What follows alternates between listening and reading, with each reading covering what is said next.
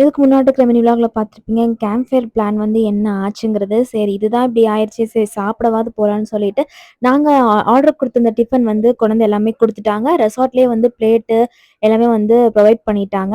நாங்க எல்லாருமே வந்து பார்த்தீங்கன்னா, மோஸ்ட்டா பரோட்டா தான் சொல்லியிருந்தோம். 2 பேர் மட்டும் தான் வந்து தோசை சொல்லியிருந்தாங்க. பரோட்டா வந்து பார்த்தீங்கன்னா, கோதுமை பரோட்டா கொஞ்சம் வந்து ஹார்டாவும், கடிசலாவும் தான் இருந்தது. அப்புறம் சிக்கன் கிரேவி, ஆம்லேட் அப்புறம் வெஜ் 2 பேத்துக்கு வந்துட்டு பார்த்தீங்கன்னா, பன்னீர் கிரேவி வந்து சொல்லியிருந்தோம். இந்த பரோட்டா வர சைஸ் தெரியாம ஆளுக்கு 3, 4ன்னு வேற கவுண்ட் வந்து சொல்லி அந்த அளவுக்கு வந்திருந்துச்சு. ஆனா வந்து ஒரு பரோட்டாவே வந்து 2 பரோட்டாக்கு சமமா தான் இருந்துச்சு. இந்த ஹோட்டல்காரங்கலாம் நம்ம வந்து அந்த குருமாவ பிரிச்சு சாப்பிடணும்னு கட்டிக் குடுக்குறாங்களா? இல்ல வந்து இந்த ஜென்மத்தில நம்ம சாப்பிடக்கூடாதுன்னு கட்டிக் குடுக்குறாங்களான்னு தெரியல. உண்மையாலுமே அந்த குருமா பாக்கெட்ட பிரிக்கிறதுக்குள்ள நம்மளுக்கு பசியே போயி நம்மளுக்கு வெறுத்தே போயிடும். அந்த மாரி தான் இருக்கு. இதுல வேற பார்த்தீங்கன்னா, அவங்க போட்டு குடுக்குற சிக்கன்லாம் அடில போயிரும். நம்மளுக்கு ஒரு குண்டாவும் இல்லாம, ஒண்ணும் இல்லாம அத எடுக்கிறது இன்னுமே கஷ்டமா இருக்கும். ஏன்னா, அவங்க ஸ்பூன் எதுவுமே வந்து குடுக்கல.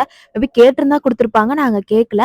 நான்லாம் நல்லா சாஃப்ட்டா இருக்கிற பரோட்டாக்கே வந்து பார்த்தீங்கன்னா, பிச்சு போட்டு நல்லா ஊற வச்சு தான் சாப்பிடுவேன். இந்த பரோட்டாலாம் 2 நாள் ஊற வச்சு சாப்பிடணும் போல. ஆல்ரெடி எங்க டாடிலாம் வந்து பிச்சு போட்டு ஊற வைக்க ஆரம்பிச்சுட்டாங்க. ஏன்னா, அது கொஞ்சம் ஹார்டா தான் இருந்துச்சு அந்த அளவு.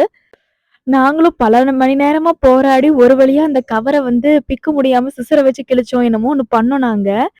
என்னதான் நம்ம வீட்ல சாப்பிட்டாலுமே, இப்படி காட்டுக்கு நடுவுல இப்படி நம்ம டைனிங் டேபிள்ல உட்கார்ந்து அந்த ஃபாரஸ்ட் வியூ பார்த்துட்டு சாப்பிடுறது ரொம்பவே வந்து ஒரு நல்ல மொமெண்ட்டா எனக்கு இருந்துச்சு, இத்தன பேத்தோட. அப்படியே எல்லாருமே மழை வேற வெளிய ஒரே குளிரு. நல்லா போய் நைட்டு தூங்கிட்டு, மார்னிங் வியூ இப்பதான் வந்து ஃபுல்லாவே நான் பார்த்தேன். மார்னிங் வியூ ரொம்ப நல்லா இருந்தது. அப்புறம் ரெசார்ட்லயே கொண்டு வந்து டீ வந்து குடுத்தாங்க.